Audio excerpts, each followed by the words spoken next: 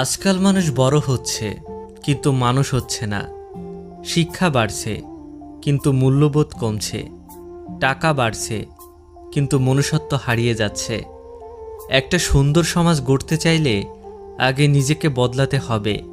নিজের জন্য বাঁচো, নিজেকে ভালোবাসো, কারণ চোখের সামনে যা দেখছো সব স্বার্থ আর প্রয়োজন।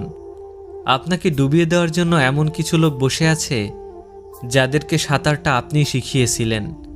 অতীতের ভুল, বর্তমান সংকট আর ভবিষ্যৎ পরিকল্পনা কাউকেই বলা উচিত না, কারণ মানুষ বন্ধু কম, শত্রু বেশি।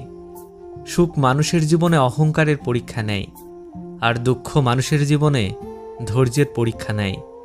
সত্য যত কম শব্দে বলা যায় তত ভালো। মিথ্যাকে বোঝাতে অনেক বেশি শব্দের দরকার হয়। সুখে থাকার দুটো পদ্ধতি আছে।